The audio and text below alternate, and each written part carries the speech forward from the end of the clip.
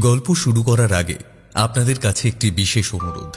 আমাদের চ্যানেলের গল্পগুলি যদি সত্যি আপনাদের ভালো লাগে তাহলে আমাদের চ্যানেল রাতের স্বপ্নকে অবশ্যই একটি লাইক, শেয়ার, সাবস্ক্রাইব করে আমাদের পাশে থাকবেন। ধন্যবাদ।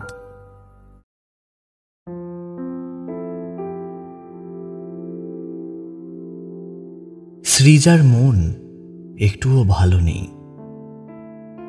যার সাথে বছর খানেক ধরে এত মেলামেশা, যার সাথে ঘন্টার পর ঘন্টা মোবাইলে অনেক রাত পর্যন্ত জেগে বিছানায় শুয়ে কথা বলে তবে ঘুমানো, যার হাতে হাত রেখে অনাবিল আনন্দে কত শপিং মল, পার্ক কিংবা গঙ্গার ধারে বসে থাকা, আর এইভাবে একসাথে দুজনেই আগামী জীবনের স্বপ্নগুলো সাজিয়ে তুলত একটু একটু করে মিষ্টি মধুর ভালোবাসার রঙে।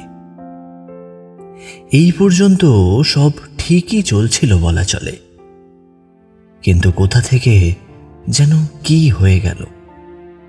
আজ তা প্রায় 3 মাস হতে চলল। ইমনের সাথে তার এতটুকু কোনো রকম যোগাযোগ নেই। অনেক রকম চেষ্টা করেছে ওর সঙ্গে দেখা করার, কিন্তু কোনো লাভ হয় না। কোথায় যেন মনে হয় ইচ্ছে করেই বুঝি ইমন এভাবে হঠাৎ করে হারিয়ে গেল একদিন। ভাবতেই পারে না আর সে। হাওড়ার ধুলাগড় বাসস্ট্যান্ড থেকে উত্তর দক্ষিণ দিকে একটু গেলেই এখানকার নামকরা ব্যবসায়ী রজত ঘোষের বাড়ি। ওনারই একমাত্র মেয়ে সৃজা বর্তমানে রবীন্দ্র ভারতীতে মাস্টার্স করছে। নিজের নাচের স্কুল আছে, সেখানে ছাত্রী সংখ্যাও খুব একটা কম বলা যায় না। এমন রূপে লক্ষ্মী, গুণে সরস্বতী মেয়ের মা হয়েও মিসেস সোহিনী ঘোষের একটাই ভাবনা, আদরের মেয়ের জীবনের কালো ছায়া সরিয়ে এক রাশ খুশির ছোঁয়ায় তাকে ভরিয়ে দিতে। নিজে একজন নামকরা হাই স্কুলের দিদিমণি, স্বামীর বিশাল ইমারতের ব্যবসা, কিন্তু এত কিছুর প্রাচুর্যের মাঝেও মেয়ের মুখে হাসি নেই। নিজেই অবশেষে তার ছোটবেলার স্কুল জীবনের বন্ধু রাগিনী সেনের ছেলে আদিত্যর সাথে সৃজার বিয়ের জন্য উদ্যোগী হয়েছেন। হাওড়ার শরৎ সদনে মেয়ের নাচের এক অনুষ্ঠান ছিল সেদিন। সেখানে বহুদিন পর রাগিনীর সাথে দেখা হয় সোহিনীর। কদমতলায় ওদের ফ্ল্যাট। একমাত্র ছেলে আদিত্য আইটি সেক্টরে চাকরি করে। সেখানে দুই বন্ধু দুজনের ছেলে মেয়ের সাথে বিয়ের মাধ্যমে ওদের বন্ধুত্বকে আরো সুদৃঢ় করতে চায়। আবার নতুনভাবে সৃজা আদিত্যকে বন্ধু হিসাবে পাশে পেয়ে ইমনের শূন্যতাকে ভুলে যেতে চেষ্টা করে। কিন্তু আচমকা একটা ঘটনা সব ওলটপালট করে দিল। সেদিন দুপুর থেকেই আকাশটা ভীষণ মেঘলা হয়ে আছে। আবহাওয়ায় কেমন একটা গুমোট ভাব রয়েছে, ঝড় উঠতে পারে। ধীরে ধীরে সন্ধে হয়ে আসছে বাইরে। জানলার দিকে তাকিয়ে চুপচাপ বসে আছে সৃজা। বাবা 3-4 দিনের জন্য ব্যবসার কাজে বাইরে। মায়ের খেয়াল সব সময় বেশি করে এখন মেয়েকে ঘিরে। এই শ্রী, আদিত্য আর কিছুক্ষণের মধ্যেই এসে যাবে, তুই এবার রেডি হয়ে নে। সোহিনীর ডাকে মেয়ে সেই উদাসীন হয়েই উত্তর দেয়, মা আমার বেরোতে ভালো লাগছে না, আবার যদি এরকম হয়। আদিত্য এরকম ছেলেই নয়, ওকে আমি ভালো করেই চিনি। রাগিনী আমার স্কুলের বন্ধু, ওর পরিবারের একটা শিক্ষা পরম্পরা রয়েছে।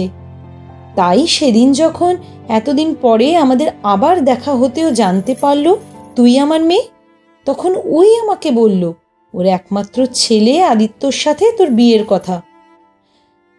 ভগবান যে এভাবে আমাকে সাহায্য করবে কখনো ভাবিনি।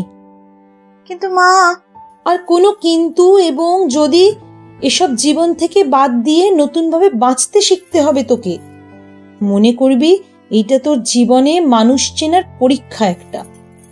ইমনকে তো দেখলাম, ওই রকম হাসি খুশি মুখের আড়ালে এরকম একটা নোংরা জঘন্য চরিত্রের ছেলে বুঝতেই পারিনি কেউ। আমারও কি করে এত বোঝার ভুল হলো জানি না।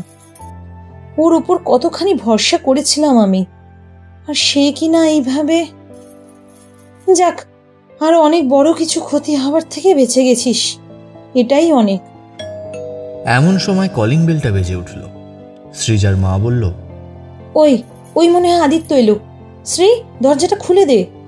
সৃজা দরজার কাছে এগিয়ে গেল। দরজাটা হাত দিতেই যেন আপনা হতেই সেটা খুলে গেল, আর একটা হিম শীতল বাতাস ঝড়ের মতো গোটা ঘরে ছড়িয়ে পড়ল। চমকে উঠল সৃজা, তার সাথে অবাক হয় সোহিনীও। কাকে দেখছে তারা? নিজের চোখকেও যেন বিশ্বাস করতে পারছে না ওরা, মা মেয়ে দুজনেই। ইমন দাঁড়িয়ে আছে দরজার বাইরে, সেই হাসি মুখ, এক গাল দাড়ি, আর গায়ে শেষবার যেদিন এয়ারপোর্টে তুলতে গিয়েছিল ইমনকে, সেদিনের সেই লাল গেঞ্জি আর ব্লু জিন্সের প্যান্টটাই পরে আছে। কি কেমন সারপ্রাইজ দিলাম! জানতাম এভাবে ফিরে আসবো, সেটা ভাবতেই পারোনি, তাই তো? ইমনের কথায় চমক ভাঙে সৃজার। সোহিনী এবার বেশ গম্ভীর হয়ে বলে উঠল, তুমি হঠাৎ কোথায় ছিলে এতদিন? তোমার কোনো খবর ছিল না কেন? সে তো অনেক কথা আন্টি, যখন এসে পড়েছি সেসব পরেই একদিন শুনবেন। সৃজা এবার নিজেকে কিছুটা সামলে নিয়ে ইমনকে বলল, তুমি বসো, আমি চা করে আনছি, কেমন? সোহিনী মেয়েকে বাধা দিল। শ্রী, তোমার এখন চা করলে হবে না, রেডি হয়ে নাও, আদিত্য এলেই বেরিয়ে পড়বে। কিন্তু আন্টি, আদিত্য তো আজকে আসবে না। তুমি কি করে জানলে? ওকে তুমি চেনো নাকি? চিনে নিলাম এই আজকেই। আসলে রাস্তায় কিসের একটা দুর্ঘটনা ঘটেছে, তাই বললাম। সেই সময় সৃজার মোবাইলটা বেজে উঠল। অপর প্রান্তে আদিত্যর কণ্ঠস্বর। শ্রী, বাড়ি থেকে বেরোতেই আমার বাইকটা হঠাৎ রাস্তায় পড়ে গেল। আমার পায়ে ভীষণ লেগেছে, স্থানীয় নার্সিং হোমে আছি। ভয়ের কিছু নেই, ডাক্তার দেখছে, ফার্স্ট এড করে দিয়েছে।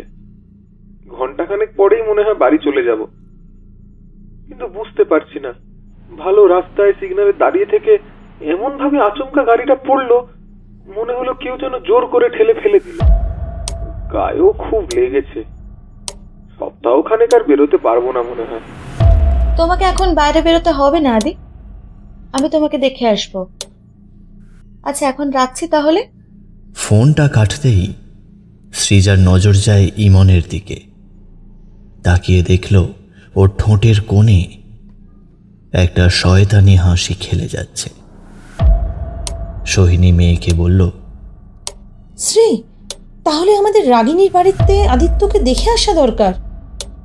ইমন, তুমি এখন এসো, আমরা বাইরে বেরোবো। কিন্তু আন্টি, অনেকদিন আপনার হাতে লুচি আলুর দম খাওয়া হয়নি। আজ সেটা না খেয়ে যাচ্ছি না। হ্যাঁ মা, ইমন কতদিন পরে এলো। আমি এখন কোথাও যাব না, আমি বরং ওর জন্য চা করে আনি। মেয়ের কথায় মা রীতিমতো বিরক্ত হয়ে উঠে দাঁড়াল। আয় তুই আমার সাথে রান্নাঘরে। ইমন, তুমি বসো, আমি এক্ষুনি চা নিয়ে আসছি, কেমন? ইমন হাসি মুখে সৃজাকে সম্মতি জানালো। রান্নাঘরে সোহিনী মেয়েকে বোঝাতে লাগলো, শ্রী, এটা কিন্তু একদম ঠিক হচ্ছে না। আজ বাদে কাল তোর আদিত্যর সাথে বিয়ে হবে, এটা ভুলে যাস না। কিন্তু মা, এখন তুমি বুঝতে পারছো তো বলো যে ইমনের কোনো দোষ নেই, ও আমাকে ঠকায়নি। ওর যদি আমার সাথে প্রতারণা করার উদ্দেশ্য থাকতো তাহলে ওকে ফিরে আসতো, বলো মা? ফিরে এলো বলেই 7 খুন মাফ? সেটা হতে পারে না। আগে ভালো করে জানতে হবে এতদিন ও কেন তোর সাথে সম্পর্ক রাখেনি, আর কোথায় ছিল ও এতদিন। তারপরে না হয় ভেবে দেখা যাবে ওর সাথে তোর মেলামেশা করা উচিত হবে কি না। প্রায় আধ ঘন্টা পর সৃজা লুচি আর আলুর দম থালায় সাজিয়ে ইমনের জন্য ঘরে ঢুকতেই কোথাও সে তাকে দেখতে পেল না। থালাখানা ডাইনিং টেবিলে রেখে বাইরের ব্যালকনিতে গিয়ে দাঁড়াতেই দেখল ইমন সেখানে দাঁড়িয়ে। সৃজা ঘরের মধ্যে ঢুকে সোফার মধ্যে ফেলে রাখা মোবাইলটা এনে ক্যামেরা অন করে ইমনের অনেকগুলো ছবি পরপর তুলতে লাগল। ওর প্রিয় বন্ধু দিয়াকে জানাতে হবে যে ইমন ফিরে এসেছে। তার প্রমাণস্বরূপ এই ছবিগুলো তোলা দরকার বলেই সে মনে করল। এতক্ষণ যেটা তার নজর এড়িয়ে গেছে সেটা হলো ইমনের বাঁ দিকের কপালে একটা লম্বা মতো কাটার দাগ। এবার কিছুটা সামনে এগিয়ে এসে হারানো প্রেমিককে প্রশ্ন ছুঁড়ল সে, তোমার কপালে এই দাগটা কি করে হলো? ও মানে ও কিছু নয়, উঁচু থেকে পড়ে গেলে দাগ তো হবেই না। এতদিন কোনো খবর রাখোনি কেন ইমন? কি করে ভুলে গেলে আমাদের এই সম্পর্ককে? এমন সময় রান্নাঘর হতে মায়ের ডাক শুনে সৃজা এগোতে যেতেই ঘরের জানলায় তার চোখ আটকে গেল। এ কি করে সম্ভব? ইমন ব্যালকনিতে এই ছিল, এখন এই ঘরে? এই কোন ইমন? দানবের মতো লুচিগুলো কেমন করে খাচ্ছে সে, আর সারা মুখে রক্ত লেগে রয়েছে। ও ভীষণ অস্থির হয়ে ঘরে ঢুকতেই দেখে ইমন নেই। সহসা বাথরুমে জল পড়ার শব্দ কানে আসে। তাহলে সে কি বাথরুমে গেছে? জল পড়ার শব্দ থেমে যায় কিছুক্ষণ পরেই, কিন্তু কোথায় ইমন? কেমন সব অস্বাভাবিক লাগে তার। মাকে গিয়ে বলে, মা মা দেখো, ইমনকে দেখতে পাচ্ছি না। তাহলে মনে হয় চলে গেছে সে। আর কোন মুখ নেই বা সে এখানে থাকবে? ওর ব্যবহারের জন্য ও নিজেই বুঝেই লজ্জিত, তাই চুপি চুপি কেটে পড়েছে। কোথায় গেল বলো তো? এমন ও না, আগে কখনো করতো না।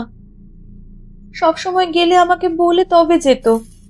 হয়তো বিশেষ কোনো কাজ এসে গেছে, বলার সময় হয়নি। তুই ওই নিয়ে ভাবিস না আর। সেদিন রাতে ঘুম এলো না সৃজার দু চোখে। হঠাৎ জানলার বাইরে কিছু একটা পড়ে যাওয়ার শব্দে বিছানা ছেড়ে উঠে পড়ে সে। জানলার কাছে এগিয়ে এসে দেখে ইমন দাঁড়িয়ে আছে ওর বাড়ির বাগানে শ্বেতকরবী গাছের নিচে। ঘড়ি দেখল, রাত 2টো। এত রাতে ইমন এসেছে কেন? বাথরুমে গেল চোখে জল দিতে, কিন্তু কল খুলতেই জল বেরোতে বেরোতেই রক্তে ভরে গেল বেসিন। চমকে ওঠে সে। বেসিনের সামনে আয়নায় দেখে পিছনে ইমন, আর ওর সারা মুখে চাপ চাপ রক্ত।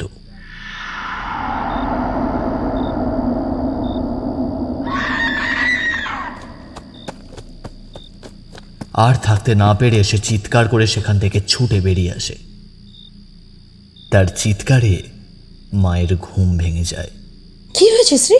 মা মা মা ইমন ইমন ওর ওর সারা মুখে রক্ত। উফ, ওর সারা মুখে রক্ত। কি সব ভুল বকছিস শ্রী? ভুল নয় মা, ভুল নয়, আমি ঠিক বলছি, আমি সত্যি বলছি, বিশ্বাস করো। ধুর, এসব তোর মনের ধারণা। আয় জল খেয়ে নে, আমি দেখছি। মাথায় হাত বুলিয়ে দিচ্ছি, ঘুমিয়ে পড়। ওসব আর ভাবিস না। সেই রাতটা ভয়ে আতঙ্কে কাটে মা মেয়ে দুজনেরই।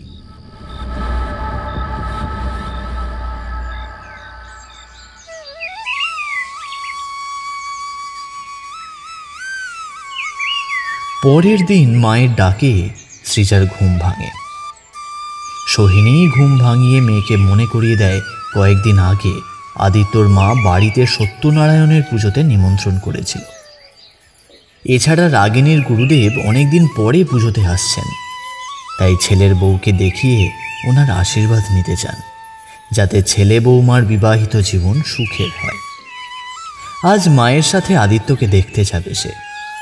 কদিন আগেই আদিত্য সৃজার জন্মদিনে যে নীল কাঞ্জিভারাম শাড়িটা দিয়েছে, মা বলেছে ও যেন ওটাই আজ পরে রাগিনীর বাড়িতে আসে। সকাল 9টা বাজে। 9:30টার মধ্যে মায়ের সাথে বেরোবে সে। চান টান করে শাড়ি পরার জন্য আলমারিটা খুলল সৃজা। আরে, শাড়িটা কোথায় গেল? এখানেই সে রেখেছে, এটা ভালো করেই জানে। তাহলে চিৎকার করে মাকে ডাকলো, মা, মা একবার এ ঘরে এসো। মা ছুটে এলো। কি রে, চিৎকার করছিস কেন? এখনো শাড়ি পরিসনি? 9:30 তো প্রায় বাজতেই চললো। সেই কথাই তো বলছি তোমাকে, সেই শাড়িটা কোথায়? তোর শাড়ি কোথায় তার আমি কি করে জানবো? তুই আলমারিতে রেখেছিস জানতাম, তাহলে গেল কোথায়?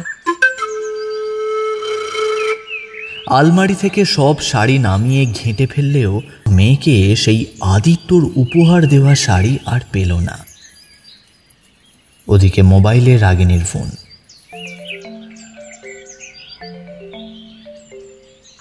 তোরা বেরিয়েছিস সোহিনী?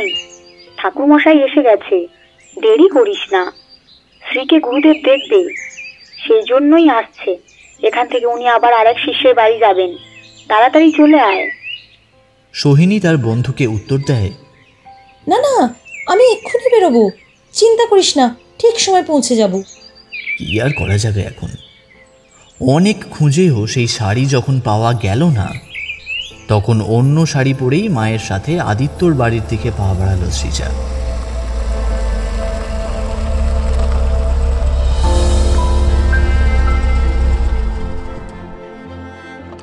রাগিনীর বাড়িতে পৌঁছতে মিনিট 15 দেরি হলো, কিন্তু গুরুদেব অপেক্ষা করছিল আদিত্যর ভাবী স্ত্রীকে দেখার জন্য। গুরুদেব ভালো করে সৃজাকে দেখে বলল, কপালের চুলগুলো সরিয়ে দাও তো মা, ভালো করে একটু দেখি তোমাকে।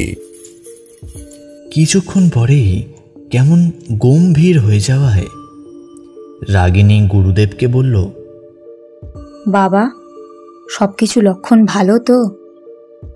মেয়ে খুবই ভালো, কিন্তু কিন্তু কি? এক অজানা আতঙ্কে ভয় পায় সোহিনী। এক দুষ্ট আত্মা এই মেয়ের সুখের জীবন তছনছ করে দিতে চাইছে। ভীষণ বিপদ সামনে। এর কোনো প্রতিকার কি নেই বাবা? প্রতিকার একটা আছে অবশ্য, তবে খুব সাবধান। একটু অসাবধান হলেই চরম ক্ষতি পর্যন্ত সেই প্রেতাত্মা করতে পারে। সোহিনী গুরুদেবের পায়ে কাঁদতে কাঁদতে লুটিয়ে পড়ল।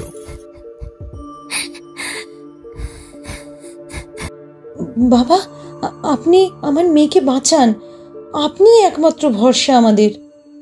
এই, আমি একটা তাবিজ হাতে বেঁধে দিচ্ছি, এই তোমাকে রক্ষা করবে। মনে রেখো মা, কোনো অবস্থাতেই এই তাবিজ ভুল করেও খুলবে না একদম, ঠিক আছে? গুরুদেবের কথায় সৃজা ঘাড় নাড়িয়ে সম্মতি জানালো। সেদিন বিকালে মেয়েকে নিয়ে সোহিনী বাড়িতে পা রাখতেই মেয়ে আর্তনাদ করে উঠল। মা, ওই ওই দেখো, শ্বেতকরবী গাছের তলায় আদিত্যর দেওয়া ওই শাড়িটা। কেউ এটাকে ছিঁড়ে কেমন করে রেখেছে দেখো এখানে। এই শাড়ি তোর আলমারির ভেতর থেকে এখানে এলো কি করে? এখানে আনলো কে? আমি ছাড়া তো আমার আলমারিতে কেউ হাত দেয় না। তাছাড়া তাতে আমি চাবি দিয়ে রাখি। তাহলে বুঝতে পারছিস রে, রাগিনীর গুরুদেবের কথাই সত্যি। তাহলে খুব সাবধানে থাকতে হবে আরো তোকে। সৃজার চোখে আতঙ্কের ছাপ স্পষ্ট দেখা যায় এখন। সেদিন অনেক রাত পর্যন্ত চোখে ঘুম এলো না তার। শুয়ে শুয়ে ইমনের কথাই বারবার মনে আসছে। 3 মাস ও কোথায় ছিল, আর কেন ওর মোবাইলে সুইচ অফ ছিল, কিছুই তো জানা হলো না। এতদিন পরে এসে কোথায় আবার হাওয়ার মতো মিলিয়ে গেল সে। বেশ মনে পড়ে তার, বছরখানেক আগে এই যেন সেদিনের কথা। ইমনের সাথে প্রথম আলাপের দিন, বান্ধবী দিয়ার দিদির বিয়েতে প্রথম দেখা দুজনের। নিজের ইভেন্ট ম্যানেজমেন্ট দিয়ে বিয়ের সমস্ত খুঁটিনাটির দায়িত্বে ছিল সে। সেখানেই দিয়াই আলাপ করিয়ে দেয় ইমনের সাথে সৃজাকে। সেই শুরু। তারপর ওদের প্রেম এগিয়ে চলল তার আপন খেয়ালে। এক পিসি নাকি ছেলেবেলায় বাপ মাহারা ইমনকে মানুষ করেছে। ভাইপোর জন্য নিজেও বিয়ে করেনি, একটা নার্সিংহোমে আয়ার কাজ করে লেখাপড়া শিখিয়ে এত বড় করেছে ইমনকে। ইমনের এই ছোটখাটো ইভেন্ট ম্যানেজমেন্ট কোম্পানির নামটিও খুব সুন্দর, পালকিওয়ালা। সৃজা তো মাঝে মাঝেই ইমনকে এই নাম ধরে রাখাতো, কিন্তু বেশ মিষ্টি ওদের দুজনের প্রেমে কারোর নজর লেগে যায় যেন। হঠাৎ যেন ছন্দপতন। চেন্নাইতে একটা বিজ্ঞাপন সংস্থার প্রোডাক্ট লঞ্চের অনুষ্ঠানের দায়িত্ব পড়ে ওর ইভেন্ট ম্যানেজমেন্ট গ্রুপ পালকিওয়ালার উপর। চেন্নাই রওনা হওয়ার দিন কলকাতার এয়ারপোর্টে দিয়ার সাথে সৃজা আসে ওকে ছেড়ে দিতে। সেদিন বোঝেনি এই ছাড়াই এত দীর্ঘস্থায়ী হয়ে কষ্ট দেবে তাকে। যাক, তবু এবার অপেক্ষার অবসান হলো। ইমন ফিরে এলো। এতক্ষণে খেয়াল পড়েনি সৃজার। এবার মনে পড়তেই মোবাইলের গ্যালারি খুলে ইমনের যে ছবিগুলো তুলেছে কালকে সেইগুলো খুঁজতে লাগলো।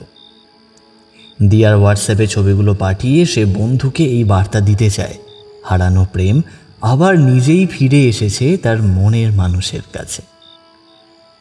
এ কি, গ্যালারিতে ইমনের ছবিগুলো সব রয়েছে, কিন্তু শুধুই ইমন নেই কেন?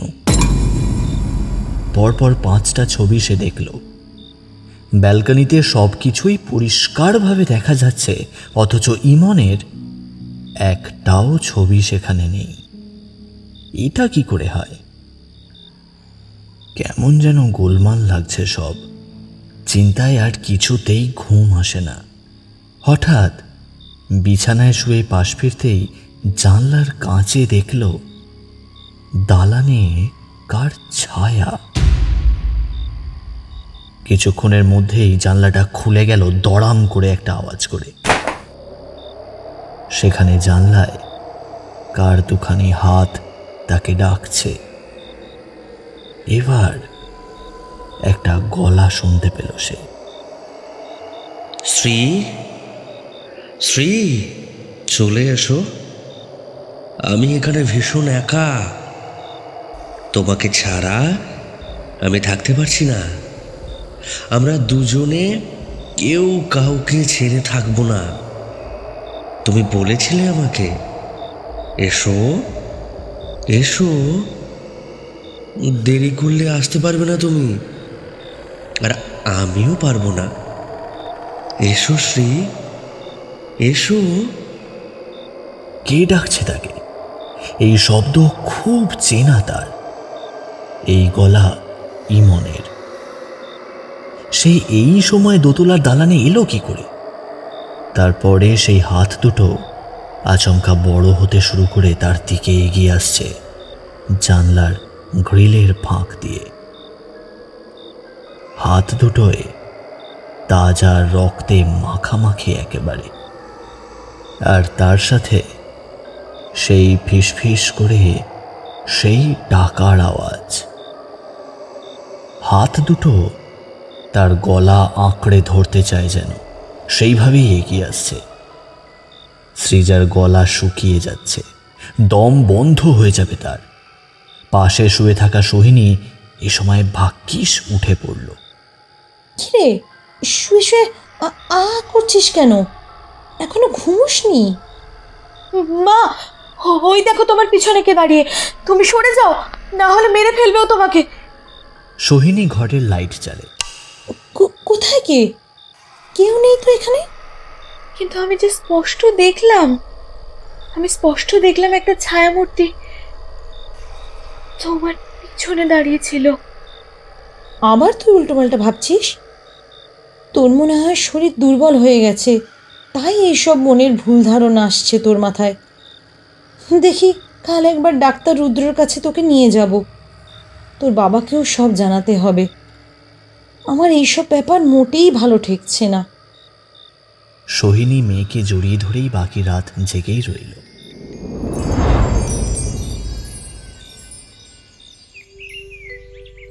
পরের দিন ঘুম থেকে সৃজার উঠতে প্রায় সকাল 9টা বেজে গেল। মুখ হাত ধুয়ে বসে চায়ে চুমুক দিতেই আদিত্যর ফোন। গুড মর্নিং আদি, এখন কেমন আছো? Good morning Shri. এখন অনেকটা ভালো। ওষুধগুলো নিয়ম করে খাবে কিন্তু, আর পুরোপুরি সুস্থ হলে তবেই বাইরে বেরোবে, কেমন? ঠিক আছে, মহারানীর হুকুম মেনেই চলবো। না চললে দেখবে আর কথাই বলবো না। না না বাবা, অত কঠিন শাস্তি আমি সইতে পারবো না। তাহলে শাস্তি না পেতে হলে আমার কথা শুনতে হবে মশাই আপনাকে, বোঝা গেল? আদেশ শিরোধার্য মহারানী। দুজনেই হো হো করে দুই প্রান্তে হেসে উঠল। এই সময় ড্রেসিং টেবিলের ওপর থেকে কি যেন মেঝেতে পড়ার আওয়াজ হলো। আদি, আমি পরে কথা বলবো আবার, হ্যাঁ? এখন রাখছি। ফোনটা কেটে দিয়ে দেখতে লাগলো সৃজা। মেঝেতে এক কোণে আদিত্যর দেওয়া ওর জন্মদিনের উপহার, সেই সুন্দর লেডিস ঘড়িটা। এটা এমনভাবে ড্রেসিং টেবিলের ওপর থেকে পড়ল, মনে হয় কেউ যেন ইচ্ছে করেই এটা ফেলল। পুরো ঘড়িটা ভেঙে গেছে। বেছে বেছে আদিত্যর দেওয়া উপহারগুলোই কেন নষ্ট হচ্ছে? এই সবের আড়ালে কি কেউ আছে? সে কি আদিত্যর শত্রু? কিসের শত্রুতা ওর মতো ভালো মানুষের সাথে? সৃজা ভেবেছিল এই ঘড়িটা হাতে পড়েই সে বেরোবে একটু পরে। আজ দিয়ার সাথে আন্দুলে ডাক্তার দেখাতে যাবে। মা যেতে পারবে না, কারণ সৃজার বাবা ওর এক বন্ধুকে নিয়ে কয়েক ঘন্টার মধ্যেই ওদের বাড়ি আসবে। অগত্যা তাদের জন্য রান্নার ব্যবস্থা করতে হবে। তাই সোহিনী মেয়েকে ওর বন্ধু দিয়ার সাথেই ডাক্তারকে দেখিয়ে আসার জন্য বলে। ধুলাঘর থেকে 3টে স্টপেজ পরেই আন্দুল বাস স্ট্যান্ড। সেখানেই ওদের বাড়ির স্করপিও গাড়ি করে দিয়া এলো। ড্রাইভার বিশুদাকে বলল, বিশুদা, তুমি ওই রাজবাড়ির সামনে গাড়িটা নিয়ে চলো তো, ওখানেই আমার বন্ধু অপেক্ষা করছে, আর ডাক্তারবাবুর চেম্বারও ওইদিকেই। ঠিক আছে, এই একটুখানি গিয়েই রাজমাঠ। তা তোমার বন্ধু বুঝি ওইখানেই দাঁড়িয়ে আছে? হ্যাঁ। বিশুদা গাড়ি এসে থামালো রাজমাঠের সামনে। দিয়া গাড়িতে উঠে পড়ে। আগেও কয়েকবার মায়ের সাথে সৃজা ডাক্তার দেখাতে এখানে এসেছিল। তখন বিশুদা ড্রাইভার ছিল না, অন্যজন ছিল। তবে বিশুদার অবশ্য এদিককার রাস্তাঘাট সবই চেনা। সেটা বোঝাই যাচ্ছে ঠিক ডাক্তার রুদ্র রায়ের চেম্বারের মুখেই তার গাড়ি থামানো দেখে। চেম্বারের ভেতরে ঢুকেই হতাশ হতে হলো। আগে থেকে ডাক্তারের কাছে নাম লেখানো ছিল, কিন্তু ডাক্তারবাবু হাওড়ার এক নার্সিংহোমে আছেন। সেখান থেকে এখনো চেম্বারে এসে পৌঁছাননি, আসতে দেরি হবে। অনেক পেশেন্ট তাদের বাড়ির লোকের সাথে চেয়ারে বসে অপেক্ষা করছে। দিয়া সৃজাকে বলল, শ্রী, চেম্বারে বসে আর কি হবে, একটু বাইরে চল, হেঁটে চারপাশটা দেখি কিছুক্ষণ। হ্যাঁ, সেই ভালো, তাই চলো। দুজন সামনে রাস্তা ধরে হাঁটতে শুরু করলো। কিছুটা যাওয়ার পরেই একটা জীর্ণ পুরনো বাড়ির ছাদের দিকে তাকিয়ে সৃজা উত্তেজিত হয়ে বলল, দিয়া, ওই দেখ, ওই পুরনো বাড়ির ছাদের চিলেকোঠার ঘরের জানলার দিকটা দেখ। কি হলো শ্রী? ওখানে কি দেখবো? কিছু দেখতে পাচ্ছিস না তুই? ভালো করে সেদিকে তাকিয়ে দিয়া বলল, কই না তো, কিছুই তো সেরকম নেই। কি দেখবো ওখানে? ভালো করে দেখ, ভালো করে দেখ। আমি এক্ষুনি ইমনকে ওখানেই দেখলাম। তোর কি মাথা খারাপ হলো শ্রী? ইমন এখন কোথা থেকে আসবে? আর এলেই বা ওই রকম পুরনো একটা জরাজীর্ণ বাড়ির চিলেকোঠায় কি করবে সে? আমি স্পষ্ট দেখলাম দিয়া, ও আমাকে হাত নেড়ে ইশারা করে ডাকছে। আর তোর মনে আছে দিয়া, ইমন আমাকে বলেছিল ওর বাড়ি আন্দুলে, ওর পিসির সাথে থাকে। আমার দৃঢ় বিশ্বাস এটাই ইমনের বাড়ি। কিন্তু সে কি করে হয়? এখানে ও তোকে দেখলে ছাদ থেকে নেমে আসতো না একবার? ঠিক আছে, ও আসেনি তো কি হয়েছে, আমরা যাব ওর বাড়িতে। কি বলছিস শ্রী? হুট করে চেনা নেই এমন করে বাড়িতে যাওয়া যায়? না দিয়া, তুই যাস না। দাঁড়া, আমি একবার দেখে আসি, তারপর না হয়। ঠিক আছে, চল দেখি। তুই যখন বলছিস দেখাই যাক, তবে কোনো লাভ হবে না মনে হচ্ছে। দুজনে সেই জীর্ণ পুরানো বাড়িটার ভেতরে ঢুকলো। সৃজা ডাকতে লাগলো, কেউ আছেন? কেউ আছেন বাড়িতে? কোনো সাড়া শব্দ না আসায় আরো ভেতরে দালানের ওপরে উঠে দিয়া চেঁচিয়ে ডাকতে শুরু করলো, কেউ আছেন? কেউ আছেন? একটু দেখবেন, কেউ আছেন? কে তোমরা? ঘরের ভেতরে এসো তো দেখি। একজন বয়স্ক মহিলার গলা মনে হলো। ঘরের ভেতর ঢুকলো দুজন। ঘরটা ভীষণ স্যাঁতস্যাঁতে, খুব একটা আলো নেই। আবঝা আলোয় দেখা গেল ঘরে ছোট চৌকির ওপরে একজন বয়স্ক মহিলা শুয়ে আছেন। বৃদ্ধা এই সময় এমন সুন্দর দুজন যুবতীকে দেখে অবাক হয়েই বলল, তোমরা কি কাউকে খুঁজছো? ঠিক অনুমান করেছেন আপনি। এখানে ইমন রক্ষিত বলে কেউ থাকে? বৃদ্ধা বেশ অবাক হয়ে কিছুক্ষণ ওদের দুজনের দিকেই তাকিয়ে রইল। সৃজা এবার বলল, আপনি ইমন রক্ষিত বলে কাউকে চেনেন? তাকে চিনব না, কিন্তু বাবা তুমি কে? তুমি কি সৃজা? সৃজা এবার আনন্দে নেচে উঠল, যেন সে তাহলে ঠিক জায়গাতেই এসেছে। হ্যাঁ হ্যাঁ, আমি সৃজা, আমি সৃজা। আপনি কি ইমনের পিসিমা? সৃজা আর দিয়া দুজনেই এবার সেই বৃদ্ধাকে প্রণাম করে। বৃদ্ধা বলতে শুরু করে, তোমার কথা ইমন খুব বলতো আগে, একদিনও তোমার কথা না বলে থাকতে পারতো না। তোমাকে কেমন দেখতে, কি পছন্দ তোমার, কি খেতে ভালোবাসো, ও যে তোমাকে ভীষণ ভালোবাসতো।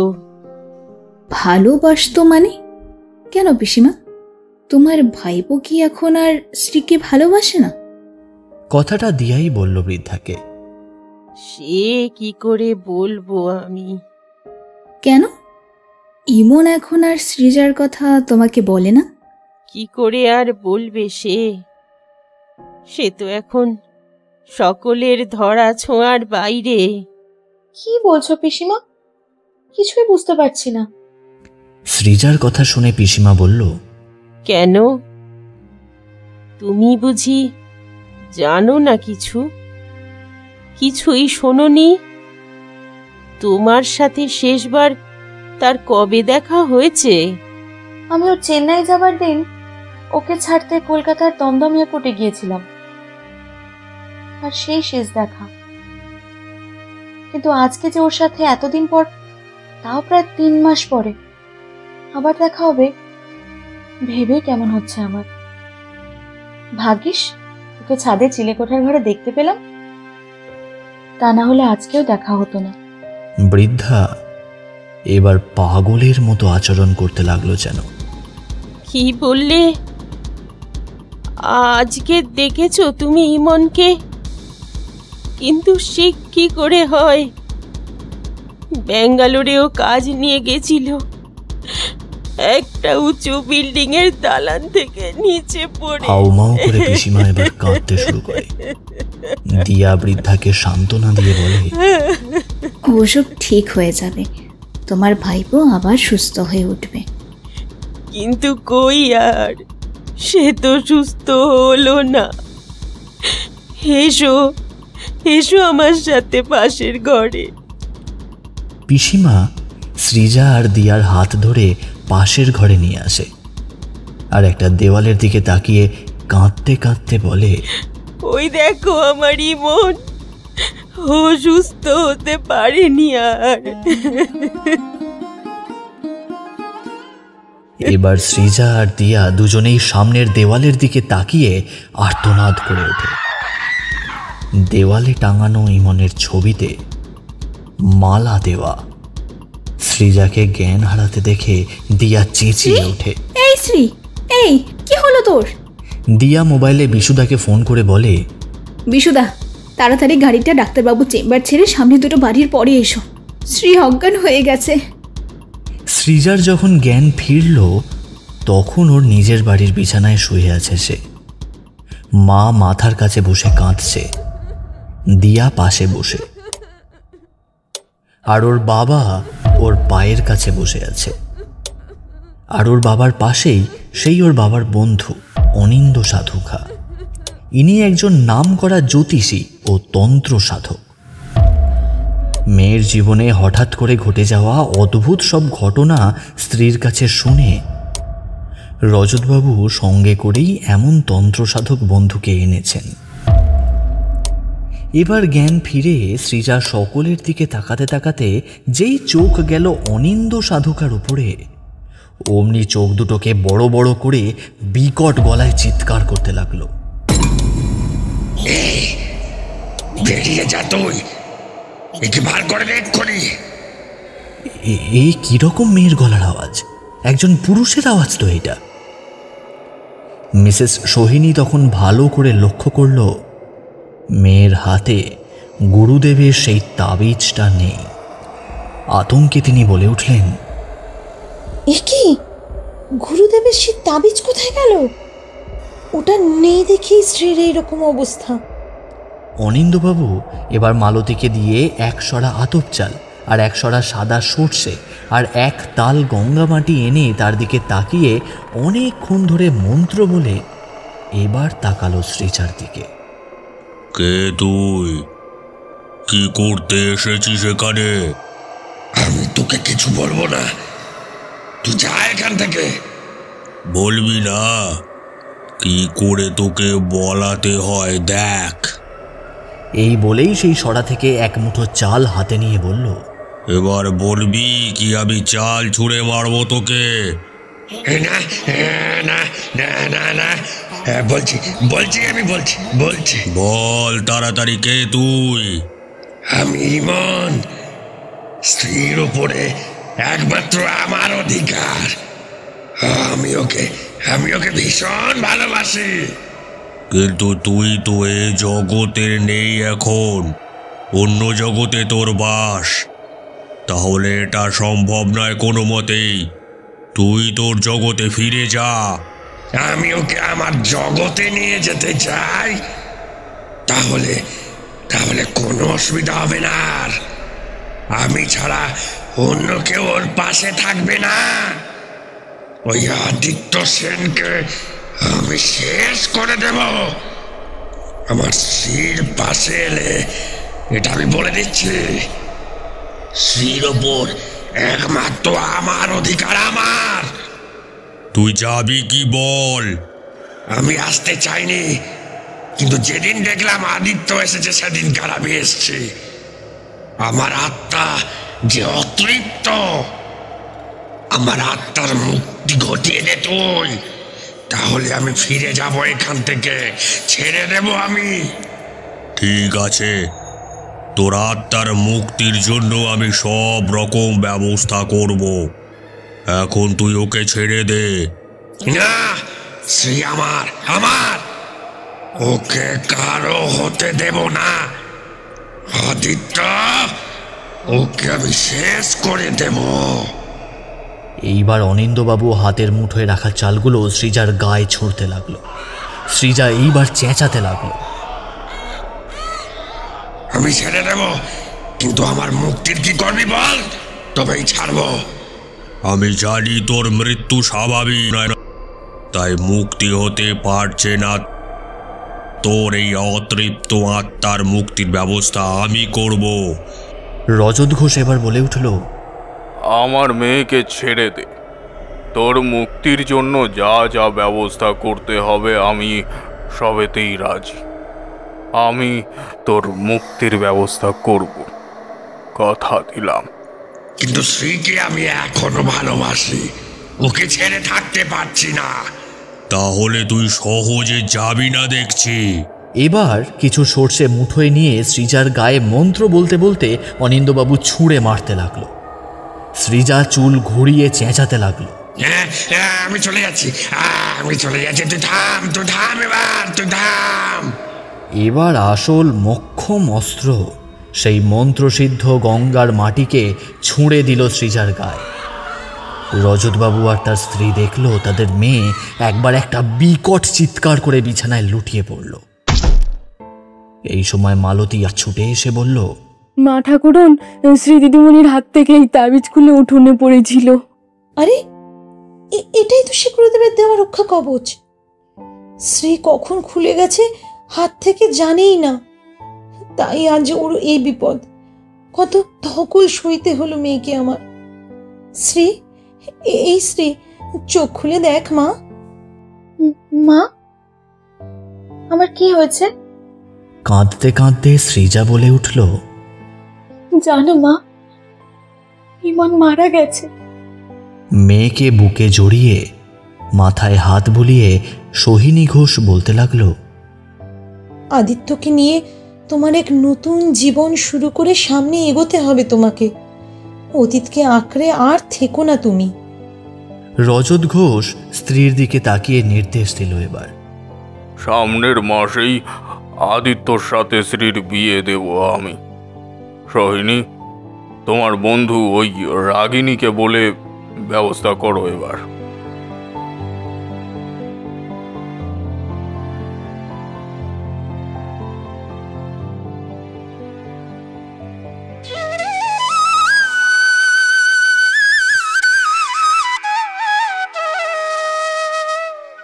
আজ আদিত্য আর সৃজার ফুলশয্যার রাত। খুব ধুমধাম করে বিয়ের কাজ সম্পন্ন হওয়ায় দুই বাড়ির লোক খুব খুশি। এত সুন্দর আয়োজন প্রশংসায় ভরিয়ে দিল আমন্ত্রিত অতিথিরা। আদিত্য ফুলশয্যায় বসে নতুন বউয়ের কাছে জানতে চাইল, আমাদের বিয়ের আয়োজনে তোমার বাড়ির লোক খুশি তো? খুব খুশি।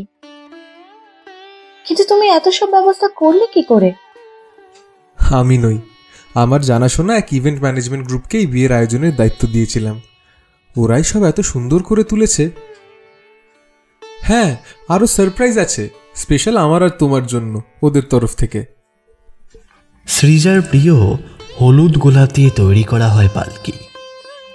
তার মাঝখানে লেখা কোম্পানির নামটি দেখে সৃজা চমকে গিয়েও নিজেকে সামলে নেয়।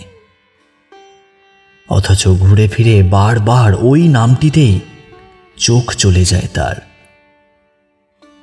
সেখানে লেখা আছে, পালকিওয়ালা, তোমার সাথে, তোমার পাশে।